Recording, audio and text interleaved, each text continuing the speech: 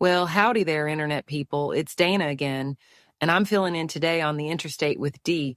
She's fine, but had something come up. And since her script was here, I just thought I'd help out real quick. Sorry, I have no idea how to make the background do the zoomy thing on each state. Today is Saturday, November the 2nd, 2024. Welcome back to our trip on the Interstate. What we do here is present news from the state level that will end up having national importance later, or news that made it into the national news cycle but was overshadowed. Then we go over some questions from y'all. On this date in 1993, New York City elected its first Republican mayor in decades. It was Rudy Giuliani. Okay, on to the news. In California, the former Republican governor and Terminator has endorsed Democratic Vice President Harris for president, adding to the growing list of cross-party endorsements. In Colorado, Trump is demanding the processing of mail-in ballots be stopped after passwords wound up being posted to the Secretary of State's website. The passwords are reportedly one-half of the credentials needed to access some systems. The Cybersecurity and Infrastructure Security Agency has been notified. In Georgia, it's being reported that more than half of active voters have already voted for this election.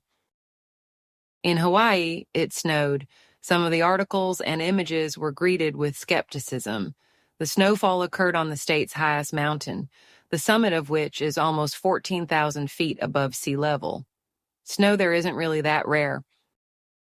Kentucky Governor Andy Beshear has called for abolishing the Electoral College and electing the president by popular vote. In Michigan, a non-citizen allegedly cast a ballot. The person has been charged with 2 felonies. A joint statement from the Secretary of State and the prosecutor said, quote, "Let this be clear. Voting records are public. Any non-citizen who attempts to vote fraudulently in Michigan will be exposing themselves to great risk and will be prosecuted to the fullest extent of the law." In Nebraska, an interesting situation is developing where an independent candidate for Senate stands a decent chance of beating a Republican incumbent. The ex-governor of New York, Andrew Cuomo, has been referred to the Department of Justice by House Republicans who are saying he lied about the handling of COVID while he was in office. Some are skeptical of the timing because Cuomo is indicating interest in a return to politics. Also in New York, the deadline for Rudy Giuliani to turn over assets to the Georgia election workers he was found to have defamed passed. It was reported that no assets changed hands. Also in New York, and also dealing with Rudy Giuliani, the Harris campaign is likely to highlight comments made by the longtime Trump ally on a pro-Trump show, including one that suggested Haitians were from the jungle and shouldn't be in the middle of small-town America. Yeah, so that happened. In North Carolina, election officials became suspicious of a package mailed from Hawaii. Hazmat teams were called out. The package was X-rayed and eventually deemed safe. Cookies. It was cookies and a thank you note. In Pennsylvania, the Philly DA's suit against Musk is on hold, pending a decision by a federal judge about whether or not the case should be removed to federal court. The suit is over a Musk-backed PAC's million-dollar giveaways tied to voter registration and signing a petition.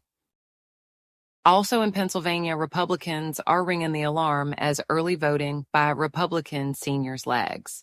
This demographic is critical to Trump's plan to win the swing state that might be the deciding factor in this election.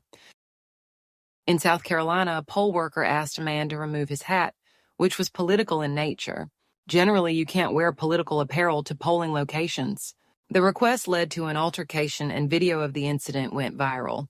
This doesn't seem like something we would normally include, because how does this become a bigger story? The message on the hat was, "Let's go, Brandon." The question will certainly be raised as to whether or not that still counts because Biden is no longer a candidate. The state of Texas bought a massive ranch near Big Bend National Park. The ranch is reportedly more than 350,000 acres. The area is larger than several countries. The state has listed options for its use, but has not disclosed a full plan yet. In Virginia, a check by the Associated Press confirmed that U.S. citizens are, in fact, among those being purged by the state from their voter rolls. And here's your weird state fact for this week. In North Dakota, almost in Canada, sits a place called Mystical Horizons, sometimes called the 21st century Stonehenge. It has a large sundial and a solar calendar. It isn't an ancient monument, though. It was designed by an engineer and aerospace designer. It wasn't built and opened to the public until 2005. While finding this, I found something else interesting. A bonus fact. The first mosque in the United States was reportedly built in Ross, North Dakota in 1929, and the oldest mosque still standing was built in Iowa. Did anybody know that? I really would have guessed a major city somewhere. Okay, so moving on to the question and answer portion of the show. Question 1. Can you explain Missouri's Amendment 3 and what yes and no means? A yes vote is in favor of overturning the state's restrictive ban that is currently on the books. A no vote is in favor of keeping it. The confusion is probably caused by the fact that a yes vote would allow restrictions after fetal viability. Question 2. I have an acquaintance claiming that Red Cross is pulling out from the areas of NC affected by Helene. My very brief search isn't pulling up anything more than word-of-mouth reports. What's actually happening? This was actually addressed to Bell, but since I happen to have the information on hand, I will answer here in case it doesn't get answered with everything else going on. As of Friday, the Red Cross is still recruiting volunteers in the area, so it seems very unlikely that they're pulling out. I also had something come across my desk about Red Cross people from Montana helping in North Carolina in the last few days. My guess is that this rumor could be traced back to a few emergency shelters shutting down operations in the Asheville area. I'm not even sure those shelters were run by the Red Cross. Question 3. Do you know anything about the video of a Haitian saying they voted multiple times in Georgia? Officials are calling it, quote, obviously fake. They brought in the Cybersecurity and Infrastructure Agency, and they're working on tracking down the origin of the video. The former director of the agency seemed pretty convinced it would come back as a Russia influence operation. The chief operating officer of Georgia's Secretary of State's office said, quote, "No responsible person would retweet this ridiculously obvious lie and disinformation. Those doing so are acting to further the efforts of America's enemies and undermine the security of our nation. The judgment of those sharing this should be questioned in all things." Question 4. Thank you for all you do. I appreciate you all. I have an election question that connects to bigger philosophical ideas about what governments should prioritize. Here in California, there's Proposition 4 on the ballot that allows the state to borrow money, sell bonds to fund projects focused on climate change and the environment. I think these are important projects, but was raised to be reluctant to support bond measures because they don't seem fiscally prudent.